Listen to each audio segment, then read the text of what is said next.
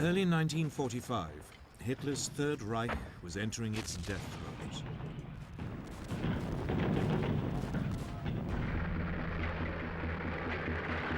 In the west, Allied forces had pushed to within striking distance of the Rhine.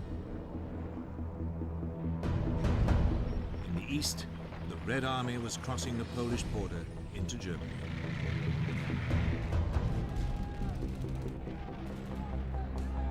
As the Allies battled their way towards Berlin from east and west, the Germans fought them all the way.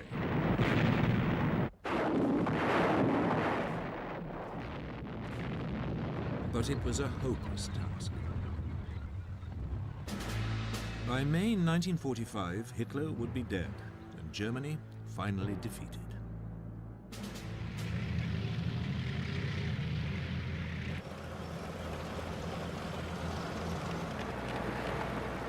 February 1945, and the Allied forces in the west had assembled near the Rhine for the final push into Germany. In the north were the massed ranks of Field Marshal Bernard Montgomery's 21st Army Group.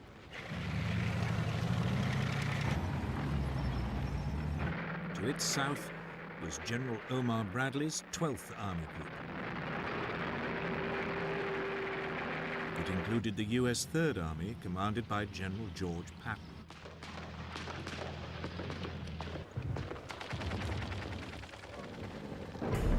On February the 8th, Montgomery's Army Group launched a two-pronged assault on German forces defending the Rhine. The northern prong had to fight its way through the wooded countryside.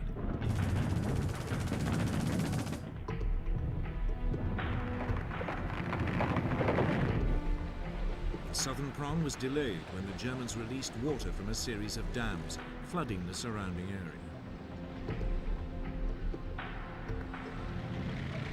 It would be over 2 weeks before the two prongs met up on the west bank of the Rhine. By early March 1945, Montgomery's forces were in control of some 60 miles of the west bank of the river. The next task was to cross it.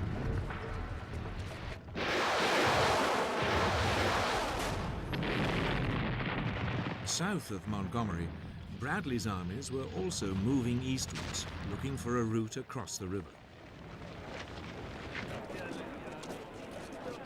On March the 7th, 1945, they reached the Rhine at Cologne.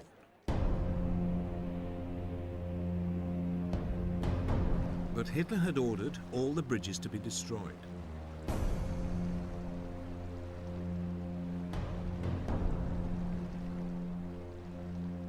Then, as the US forces explored further south, they found one bridge still intact near the small town of Remagen.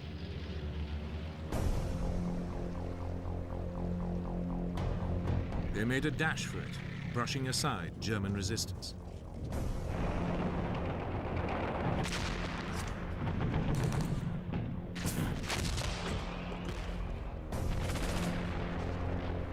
Then, just as they were about to cross it, there was an explosion.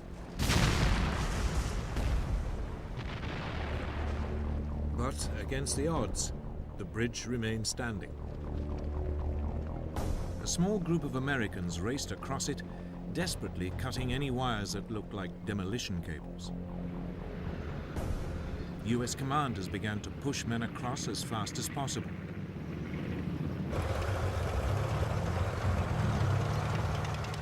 The Allies had at last penetrated the German heartland.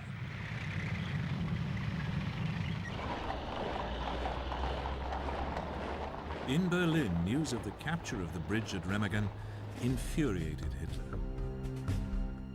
5 junior officers were court-martialed. 4 were shot. In addition, the long-suffering German commander in the west, Field Marshal Gerd von Rundstedt, was sacked. It was the second time it had happened to him in less than a year. He was replaced by veteran commander Field Marshal Albert Kesselring, who'd been in overall charge in North Africa and Italy.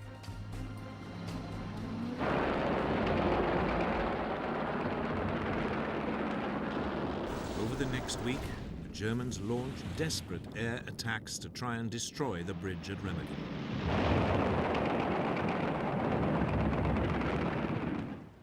None of them succeeded.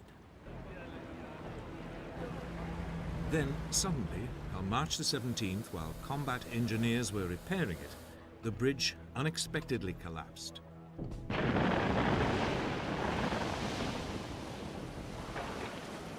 28 men plunged to their deaths. The first Allied thrust into Germany had been blocked.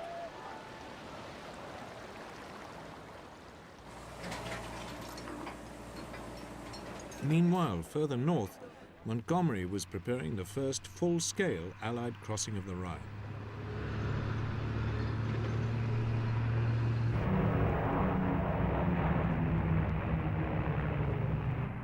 On March the 23rd, 1945, he launched an aerial bombardment on German forces defending the east bank of the river.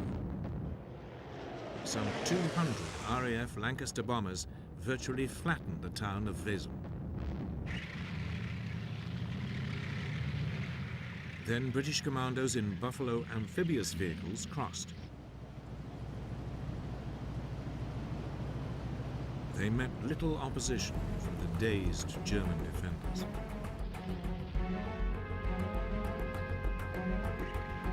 Other divisions followed.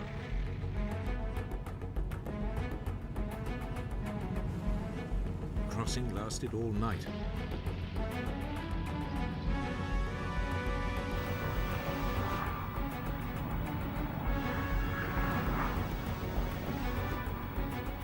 The following day, in the largest airborne operation of the war, 17,000 men of British 6th and US 17th Airborne Divisions were dropped to seize key positions east of the river.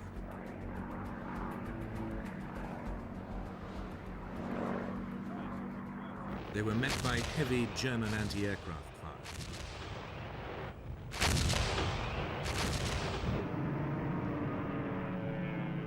A newsreel report told the story. In a short time, hundreds of gliders make their hazardous landings, their men beginning the fight as soon as they land. One glider has its wing shot away when only 50 feet from the ground.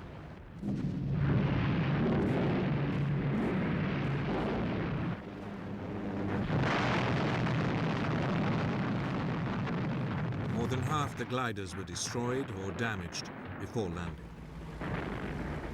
But within hours, the paratroopers linked up with Montgomery's land forces and the Allied bridgehead was secured.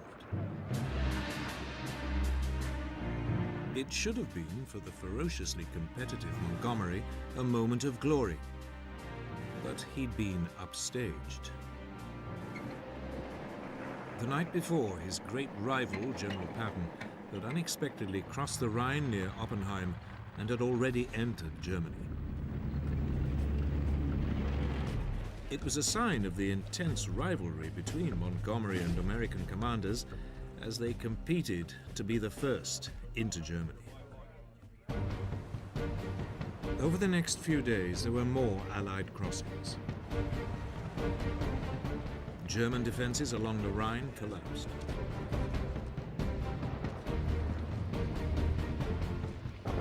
In the north, Montgomery now pushed deeper into Germany, towards Munster.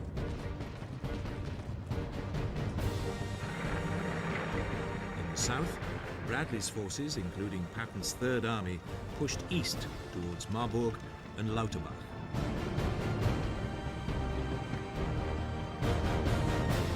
The major German city of Frankfurt am Main was circled and bypassed.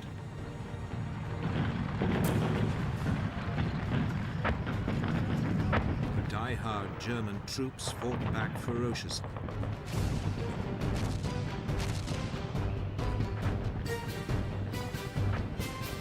But by now there was no question that the Germans were finished. The only issue was when they would realize it.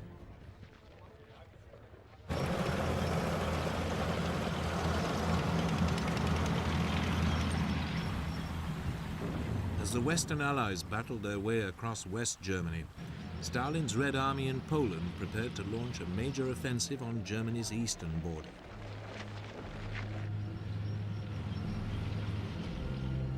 Hitler's forces in the region were poorly equipped and ill-prepared to repel an attack.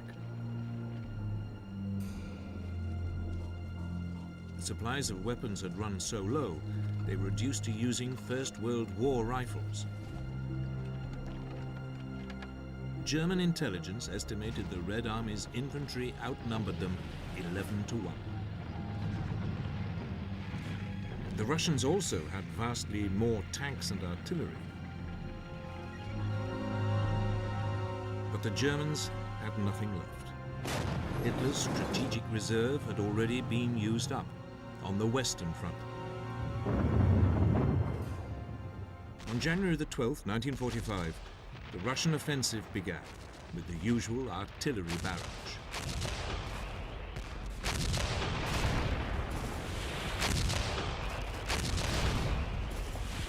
It stretched along a 300-mile front.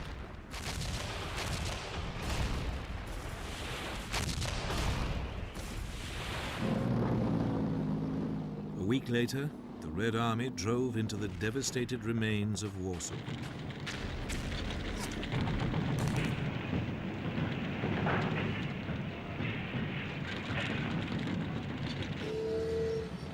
They then pushed westwards towards the German border, 300 miles away.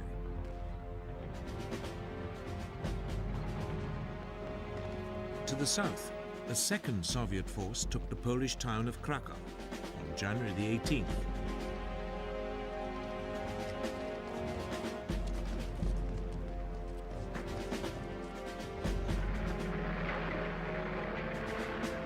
As the Soviet forces now raced westwards on a broad front across Poland, they left behind pockets of German resistance in cities like Poznan and Breslau.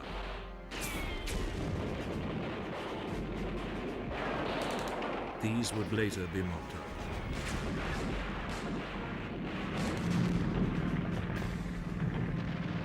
By the end of January 1945, Soviet troops had crossed the German border and reached the river Oder. The Russians were now just an hour's drive east of Berlin.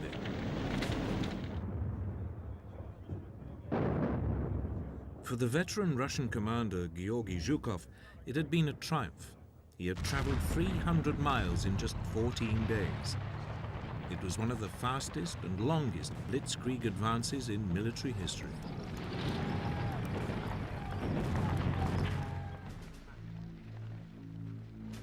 Zhukov's troops now paused to catch their breath and bring up supplies.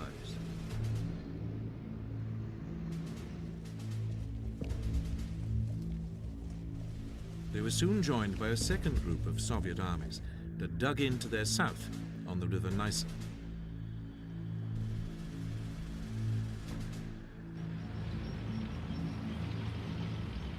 Meanwhile, a third Russian force penned the remnants of the German armies in East Prussia into the Baltic port of Königsberg, Kaliningrad today.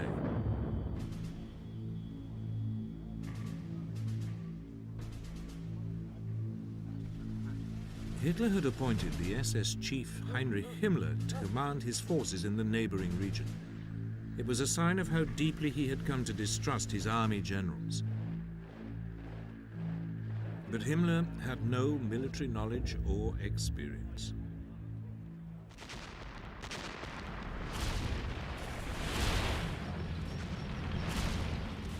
During February 1945, troops under Himmler's command were torn apart by Russian forces moving west.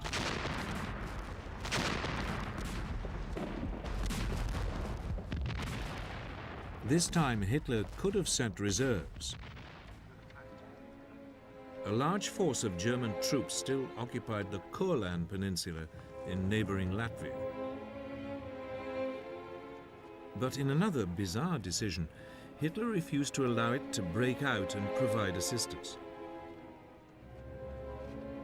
He was still committed to holding on to land, his Lebensraum, however irrelevant or wasteful it might now be.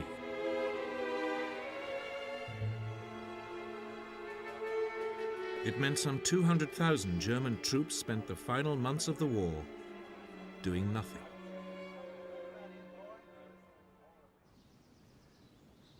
The Red Army now prepared for its final assault on Berlin. It lay less than 50 miles away.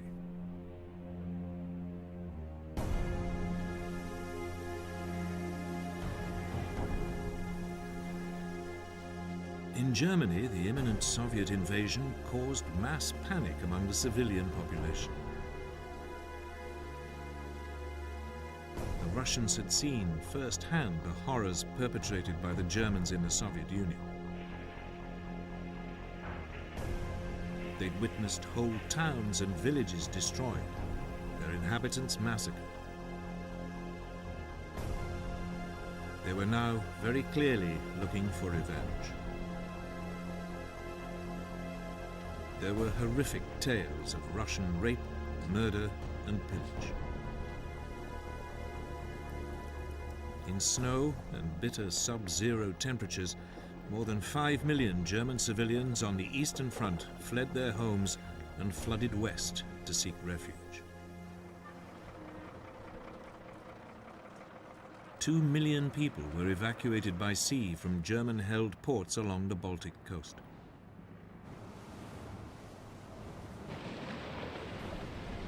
They were easy pickings for Soviet submarines.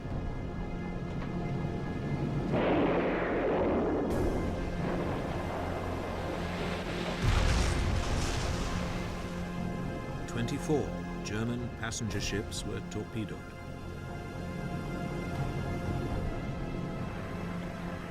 They included the cruise liner Wilhelm Gustloff, which had over 10,000 people on board. Barely 1,000 survived, the worst loss of life ever in a single incident at sea.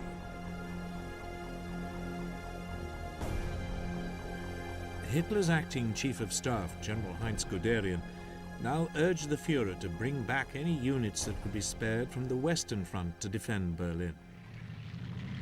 Hitler agreed and brought back the elite 6th SS Panzer Army. But he didn't send it to Berlin. He sent it to Hungary. He had become obsessed with defending Germany's last remaining source of oil, the Hungarian oil field west of Lake Balaton. It was an ill-considered decision.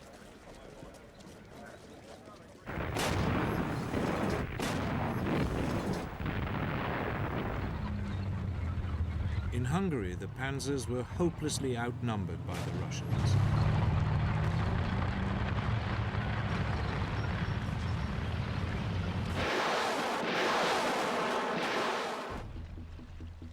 To make matters worse, the weather conspired against them. A sudden thaw turned the ground into a sea of mud.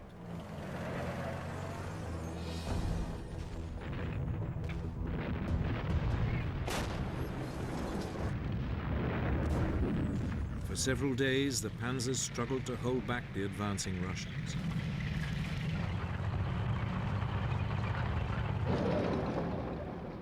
But they were steadily forced back into Austria. Soon they were drawn into the defense of Vienna as the Red Army advanced towards the Austrian capital. But 6th SS Panzer Army was a spent force. Its commander, SS General Sepp Dietrich, had no illusions. "We call ourselves," he said, "the 6th Panzer Army because we have only 6 panzers left."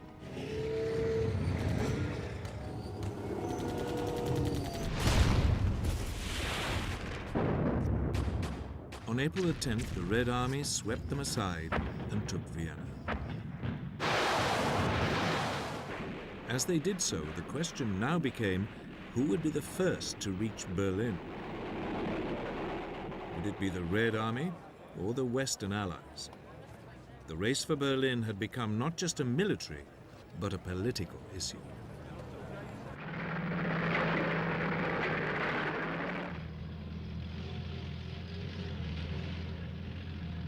By March 1945, the Red Army was lined up along the River Oder, awaiting a final assault on Berlin. It presented the Allied military command in the West with a dilemma. Berlin was less than 300 miles from their advanced positions. Most Allied commanders wanted to race to the city to beat the Russians. But at a conference a month earlier in the Black Sea port of Yalta, the Allied leaders had divided up Germany into zones of influence. Berlin was firmly inside the Russian zone. So Eisenhower was instructed to tell his commanders to ignore Berlin and spread out to take the rest of the country.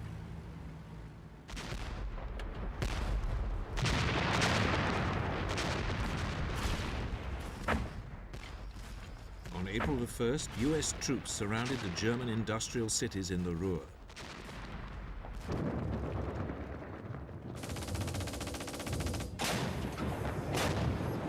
German soldiers occupying the area put up a stiff resistance.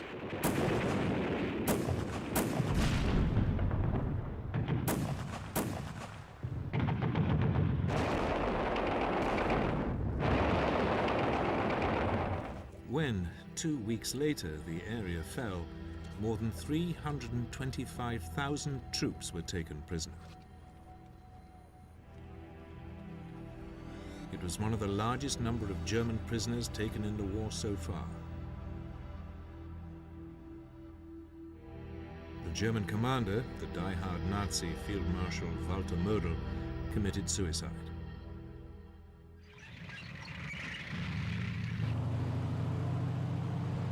Elsewhere in the country, resistance was more patchy, and General Bradley's armies stormed across Germany.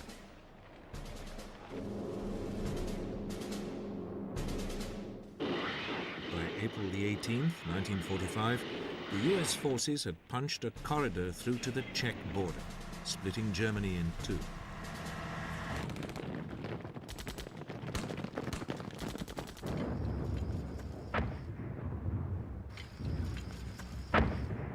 Meanwhile, north of the Ruhr, Montgomery's Canadian First Army began the liberation of Holland.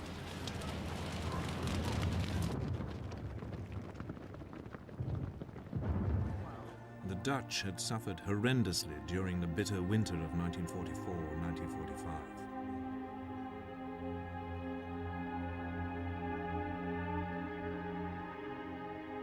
The German occupying force had deliberately taken supplies of food and fuel from the country to use elsewhere.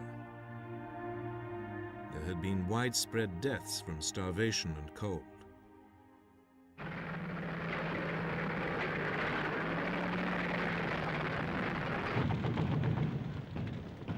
The Dutch town of Arnhem was seized on April the 15th, 1945. Progress was rapid, and on the following day the Canadians had liberated Groningen, close to the Dutch north coast.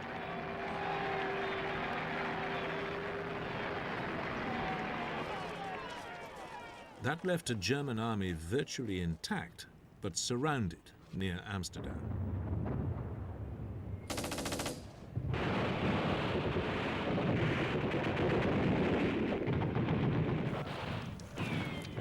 Soon afterwards, a ceasefire was negotiated.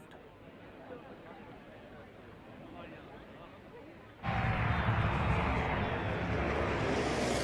aircraft now roared over the Dutch countryside, dropping food and medical supplies.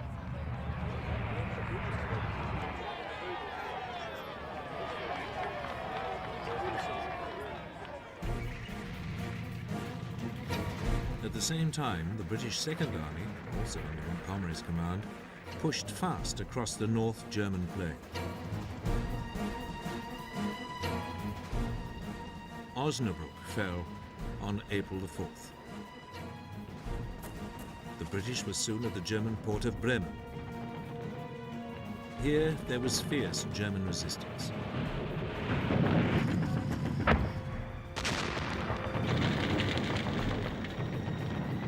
It took 9 days of house-to-house fighting before the port was secured.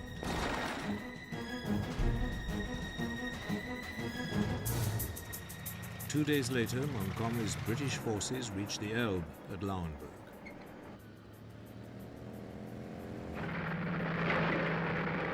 As the Allies advanced across Germany, they now came across horrific new evidence of the Nazis' final solution. In early April 1945, US troops overran a concentration camp at Ohrdruf, near Weimar, in central Germany.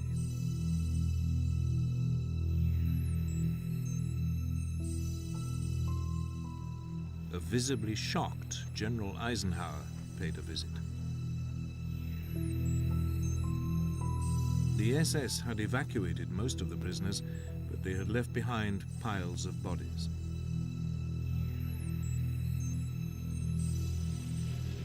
Eight days later, British troops overran another concentration camp at Belsen, north of Hanover. Here they discovered over 70,000 prisoners.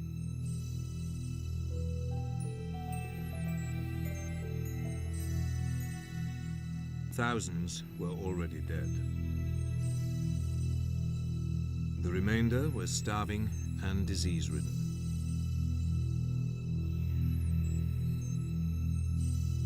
A radio broadcast by the BBC correspondent Richard Dimbleby gave the horrific details. I passed through the barrier and found myself in the world of a nightmare. The living lay with their heads against the corpses, and around them moved the awful, ghostly procession of emaciated, aimless people, with nothing to do and no hope of life, unable to move out of your way, unable to look at the terrible sights around them. It was as though they were waiting their turn.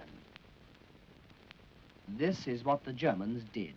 Let there be no mistake about it, did deliberately and slowly.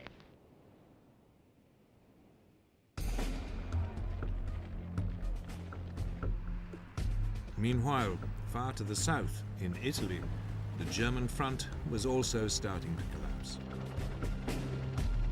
The German forces were dug in across the Apennine Mountains. Field Marshal Sir Harold Alexander, the Allied commander in the Mediterranean, now launched a spring offensive. On April the 9th, 1945, British troops attacked, pulling German forces in from along the front.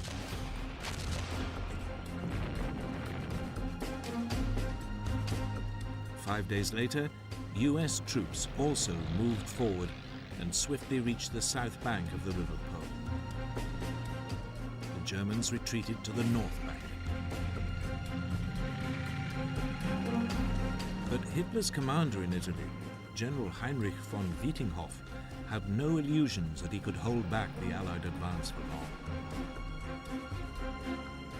So he now made approaches to the Allies, and on April the 29th surrendered unconditionally. It would take effect from May the 2nd, 1945. This was the first formal surrender of German forces anywhere in Europe.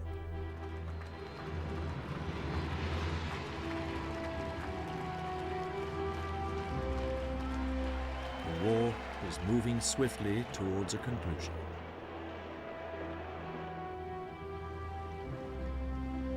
Back in Germany, American and Russian forces had by now met up on the Elbe near Leipzig. The moment the world has been awaiting so long, when a lie from west meets a lie from east.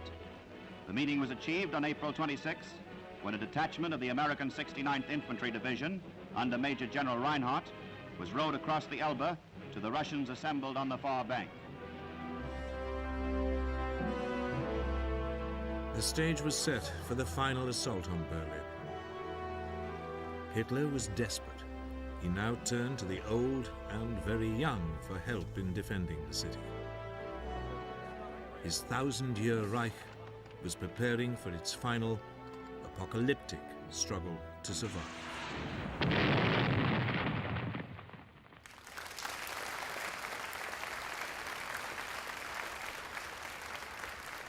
On April the 1st, 1945, Joseph Stalin summoned his top commanders to Moscow to receive their orders for the capture of Berlin.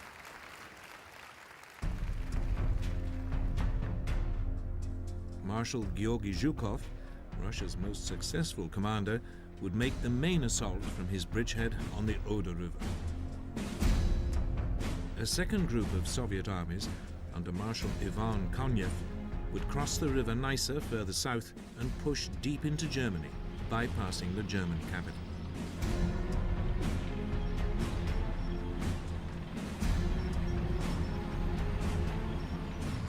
Between them, they represented a massive Soviet force of over 2.5 million men. They were equipped with 6,000 tanks and self-propelled guns, and 40,000 guns, mortars, and rocket launchers. But the Germans were never going to make it easy. The city was defended by about 1 million troops. Many were dug into strong defensive positions, particularly along the Silo Heights, a steep escarpment arising out of the Oder Valley and slap in front of Zhukov's point of assault. The defenders were a mixed bunch of combat veterans, SS fanatics, and inexperienced conscripts, some as young as 14, as well as elderly members of the Volkssturm, or People's Army.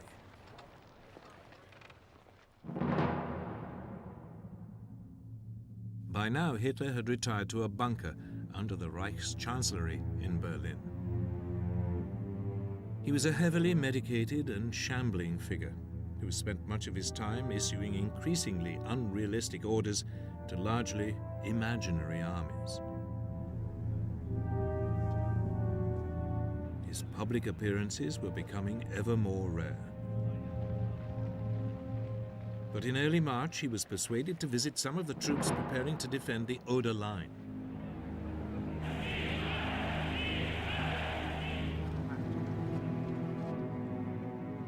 Later, in the same month, he emerged to inspect a small group of Hitler Youth soldiers.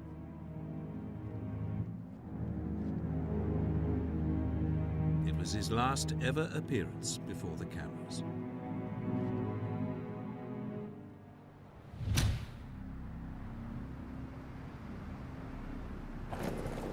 Then, on April the 13th, 1945, the US President, Franklin Roosevelt, died of a heart attack. He had been one of the architects of the war, responsible for throwing America's might behind the Allied offensive. The Nazi propaganda minister, Joseph Goebbels, seized on the event to encourage his increasingly befuddled Führer to believe the Allied alliance would collapse. The German victory could still be snatched from the jaws of defeat.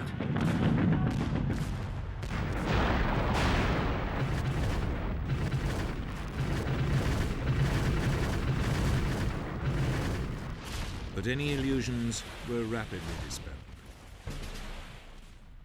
3 days after Roosevelt's death, Zhukov began his assault on Berlin.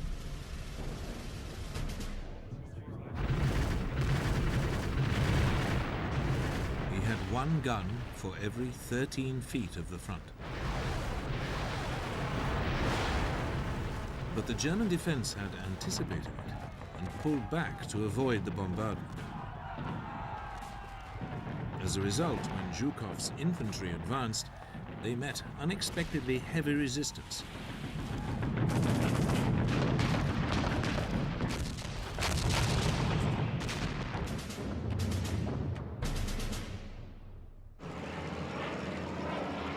Desperate to retrieve the situation, Zhukov threw in his tanks. But they too were soon bogged down.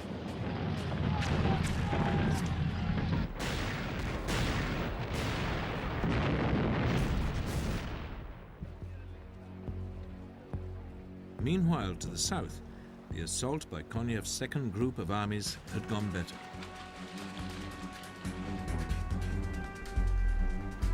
His troops had crossed the Neisse River and were well on their way to the next obstacle, the River Spree.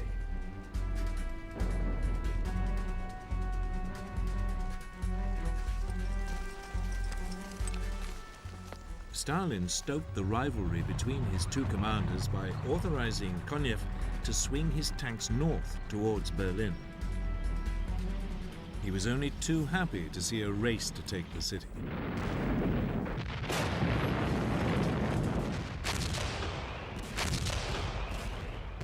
After 3 days of savage fighting, Zhukov's troops managed to enter the eastern suburbs of Berlin.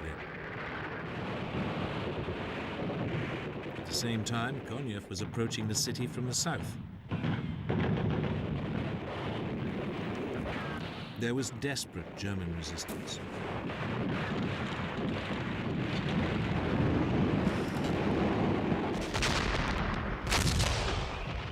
But on April the 25th, the Soviet armies met up and the final assault on Berlin began.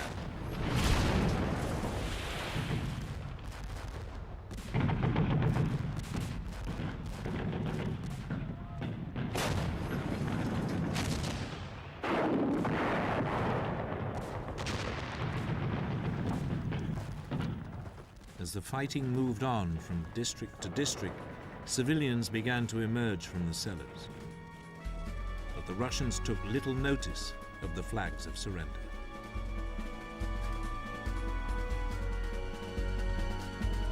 The rape of German women and girls was widespread.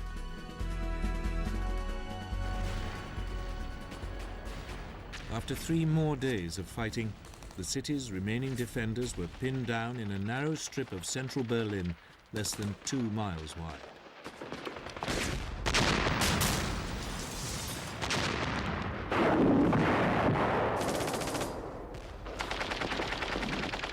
Every street and house was contested.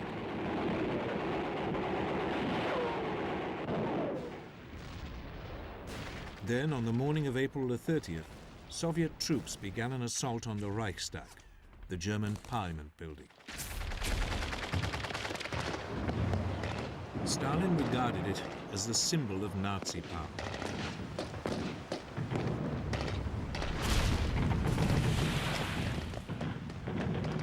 They were stopped by heavy fire. So they blasted the building at point-blank range with heavy artillery.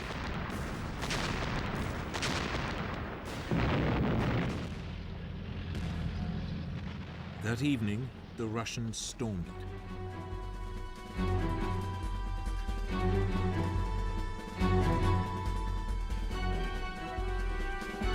Fighting raged from room to room and up and down corridors and staircases.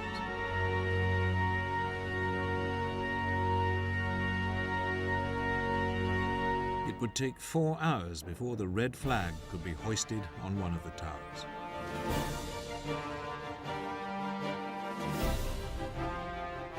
The next morning, on May the 1st, 1945, the event was restaged for the cameras. But by then, Hitler was already dead. On April the 30th, as fighting raged overhead, the man whose insane ambitions had embroiled the world in war, laid waste a continent and led to the extermination of millions of Jews, took his own life. Sie wollten, Herr, kompromisslos die einzige Macht und alleinige Macht in Deutschland.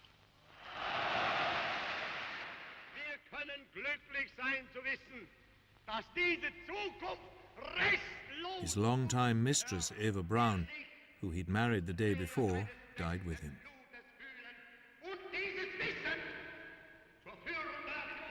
Their partially burned bodies were buried in the garden of the Reichschancellery.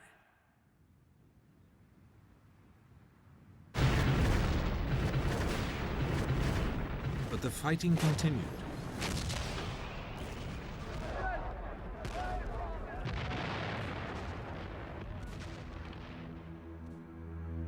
Hitler had appointed Grand Admiral Karl Dönitz his successor, and for the next few days the new leadership attempted to salvage something from its nation's cataclysmic defeat.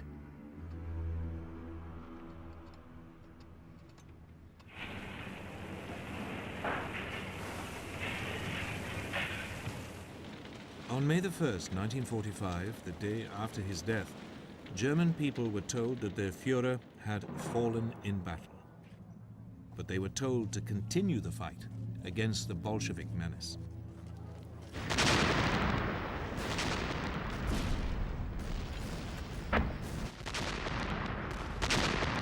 But the German leadership was falling apart.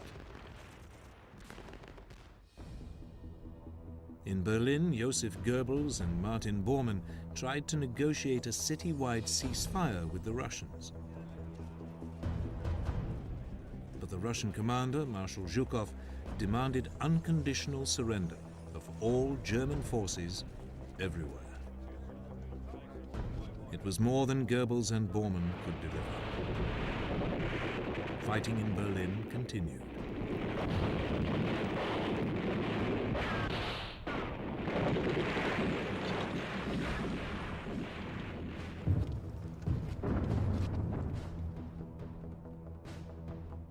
Later that evening, Goebbels and his wife killed their 6 children and then committed suicide themselves.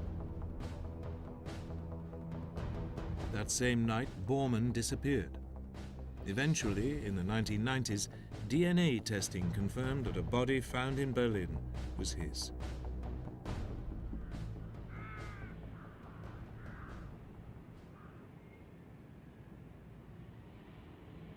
The next morning, Berlin surrendered.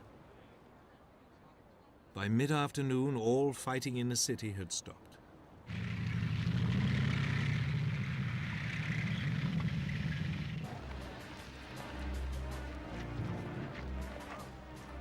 Across the country, the pace of the German surrender now gathered momentum.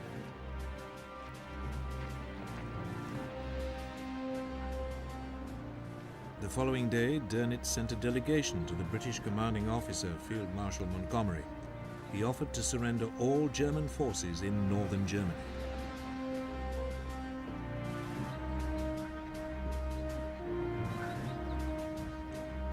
Montgomery sent a reply saying he didn't have the authority to accept a surrender on behalf of the Americans or the Russians.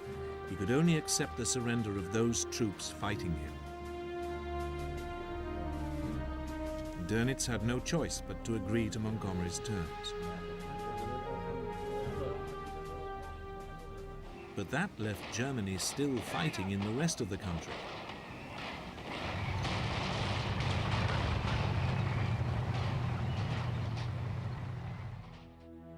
Dönitz now sent another delegation to General Eisenhower, the supreme Allied commander, to discuss a peace deal with the West, but it carefully avoided any reference to a surrender to the Russians. Eisenhower rebuffed him and insisted that only the unconditional surrender of all German forces was acceptable. Once again, Dönitz was forced to back down.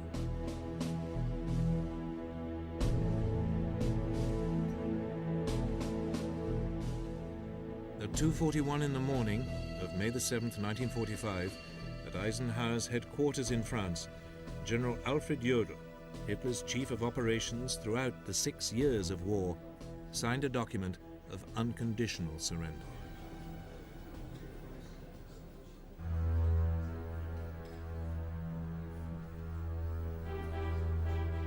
Eisenhower's chief of staff, Walter Bedell Smith, signed for the Western Allies. General Ivan Suslopurov signed for the Soviet Union.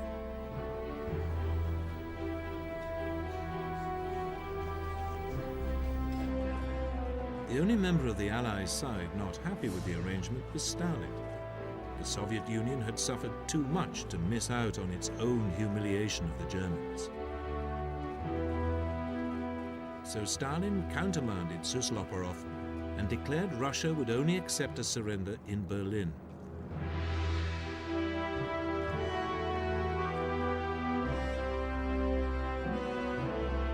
It meant that the following day, Hitler's former Chief of Staff, Field Marshal Wilhelm Keitel, signed a second surrender document to satisfy Stalin.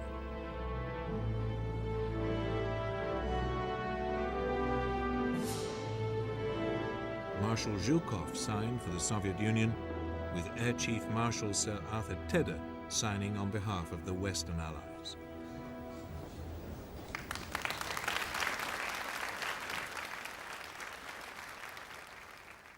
In January 1943, the late President Roosevelt and Premier Churchill met in Casablanca. There they pronounced the formula of unconditional surrender for the Axis powers. In Europe, that formula has now been fulfilled.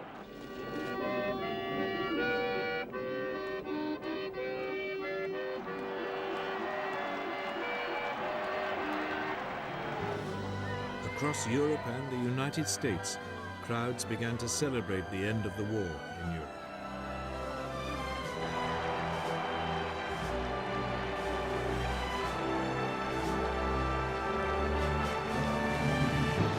From now on, the day after the German surrender, May the 8th, would be known as VE Day, Victory in Europe.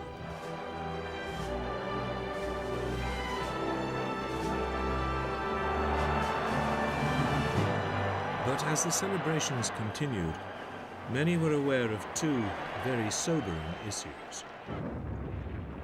In the East, Japan was still fighting.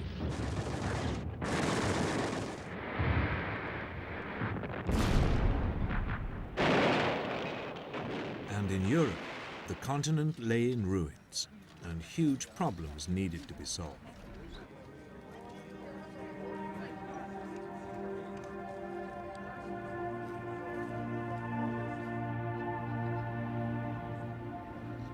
Millions of Germany's concentration camp victims and slave laborers would need help to rebuild their lives.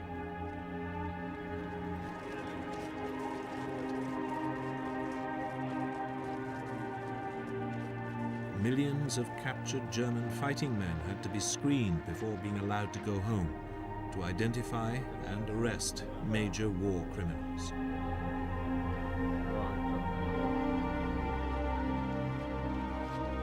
The SS was a particular target. It had been responsible for some of the worst atrocities of the war.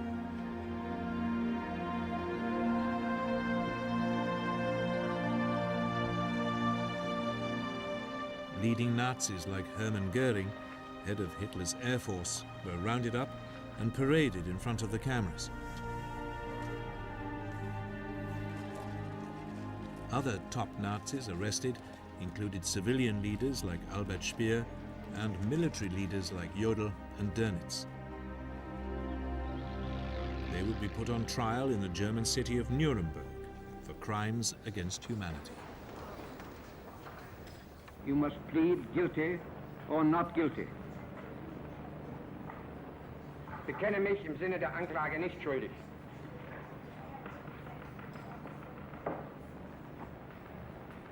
Rudolf Hess, you must plead guilty or not guilty.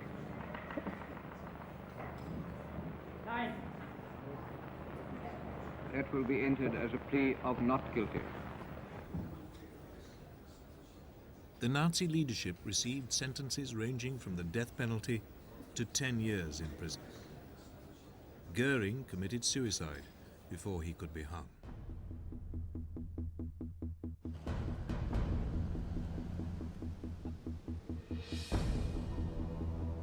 Two months after the German surrender, the Allies met in the Berlin suburb of Potsdam. Germany was divided into 4 zones of occupation: Soviet, British, American, and French. Berlin, although deep in the Soviet zone, was parceled up between the Allies in the same way. The peoples of Europe would also find themselves divided. Some would now live under the control of the Western Allies, some under communist Russia.